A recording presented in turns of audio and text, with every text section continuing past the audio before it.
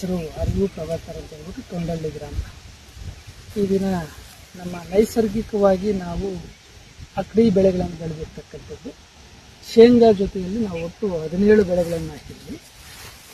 ಗಮನಿಸ್ಬೋದು ನೀವು, ಯಾಕೆಂತಂದರೆ ನೈಸರ್ಗಿಕವಾಗಿ ಬೆಳೆದಾಗ ಯಾವ ರೀತಿ ಬೆಳೆ ಬರುತ್ತೆ ಅನ್ನುವಂಥದ್ದಕ್ಕೆ ತಾಜಾ ಉದಾಹರಣೆ.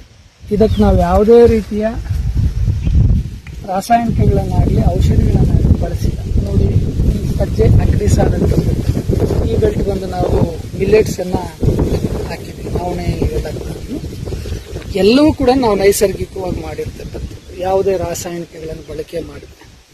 ಆದರೆ ಇವತ್ತು ನಮ್ಮ ರೈತರು ಏನು ಹೇಳ್ತಾರೆ ಅಂತಂದರೆ, ನೈಸರ್ಗಿಕವಾಗಿ ಮಾಡಿದ್ರೆ ಬೆಳೆ ಬರಲ್ಲ ಅಂತ ಒಂದು ಮಾತು ಹೇಳ್ತಾರೆ. ನಮ್ಮ ಹಿರಿಯರು ಭೂತಾಯಿಯನ್ನು ಆರೋಗ್ಯವಾಗಿ ಇಟ್ಕೊಂಡಿದ್ದೀವಿ ಅಂತಂದರೆ ಮಳೆ ಕಡಿಮೆ ಆದರೂ ಕೂಡ ಬೆಳೆ ಚೆನ್ನಾಗಿ ಬರುತ್ತೆ ಅನ್ನೋದು.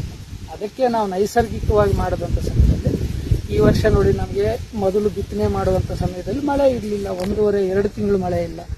ಆದರೂ ಕೂಡ ಮತ್ತೆ ಸ್ವಲ್ಪ ಮಳೆ ಬಂದಿದ್ದಾಗ 7ನೇ ತಿಂಗಳಲ್ಲಿ ಸ್ವಲ್ಪ ಮಳೆ ಬಂತು, ಮತ್ತು 8ನೇ ತಿಂಗಳಲ್ಲಿ ಸ್ವಲ್ಪ ಮಳೆ ಬಂದಿದ್ದರಿಂದ ನಮಗೆ ಬೆಳೆ ಚೆನ್ನಾಗಿ ಬಂದಿದೆ. ಆದರೆ ಮೊದಲಿಗಿಂತಲೂ ಏನು ಅಂತಂದರೆ ಗಿಡದ ಬೆಳವಣಿಗೆ ಸ್ವಲ್ಪ ಕಡಿಮೆ ಆಯಿತು, ಇಳುವರಿನಲ್ಲಿ ಚೆನ್ನಾಗಿ ಬಂದಿದೆ, ಆದರೆ ಸ್ವಲ್ಪ ಟೊಳ್ಳಿರೋ. ಇದು ನಮ್ಮ ನೈಸರ್ಗಿಕವಾಗಿರುವಂಥದ್ದು. ಇದು ನಮಗೆ ಖರ್ಚು ಕಡಿಮೆ ಬರುತ್ತೆ, ನಮ್ಮ ಜಾನುವಾರುಗಳ ಮೇವು ಸಿಗುತ್ತೆ, ಕುಟುಂಬಕ್ಕೆ ಬೇಕಾಗಿರುವಂಥ ಪೌಷ್ಟಿಕ ಆಹಾರ ಸಿಗುತ್ತೆ. ಅದಕ್ಕೆ ಈ ಅಕ್ಕಡಿ ಬೆಳೆಗಳನ್ನು ಬೆಳಿಬೇಕು ನೈಸರ್ಗಿಕವಾಗಿ ಅನ್ನುವಂಥದ್ದನ್ನು ನಾನು ಈ ವಿಡಿಯೋ ಮುಖಾಂತರ ತಿಳಿಸ್ತಾ ಇದ್ದೀನಿ. ಧನ್ಯವಾದ.